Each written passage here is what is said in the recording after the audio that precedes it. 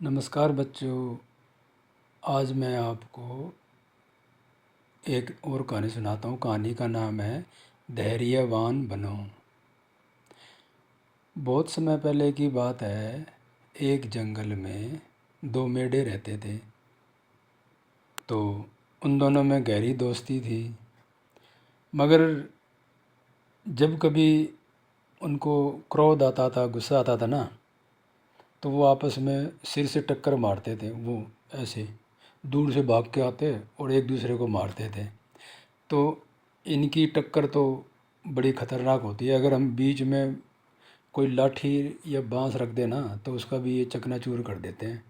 क्यों? इनकी सिर की ताकत की जो बहुत ही मजबूत टक्कर होती है।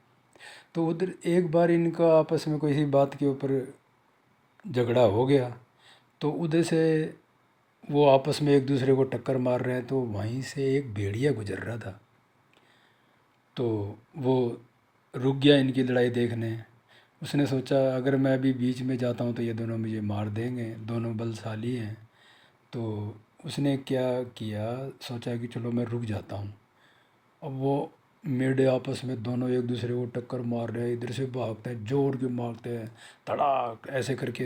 ऐसे मारने से उनके माथे में यहाँ से खून गिर रहा है और वो खून ज़मीन पे गिर पड़ा। फिर वो आते हैं, फिर मारते हैं।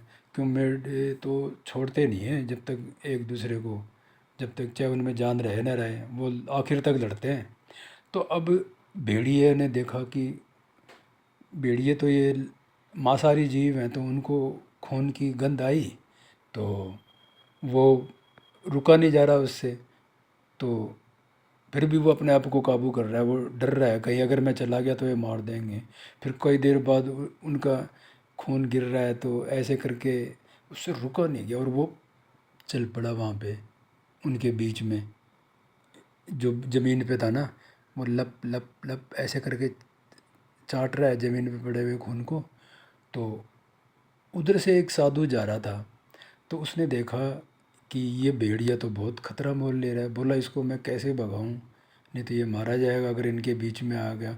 साधु ये सोच ही रहा था, तो बीच में से उसका सिर था और वो इधर से दोनों भागे हुए आए और उनको कुछ नहीं दिखता। वो बीच में भेड़िए का सिर आ गया और वो चकनाचूर हो गया और वो वहीं मर गया। तो इस कहानी से हमें ये शिक्षा मिलती है कि हमें धैर्यवान बनना चाहिए और हमें किसी दूसरों के मामले में बीच में नहीं पड़ना चाहिए। वो दूसरे दोनों भेड़ियों, ये मेढों के बीच में आ गया और मारा गया।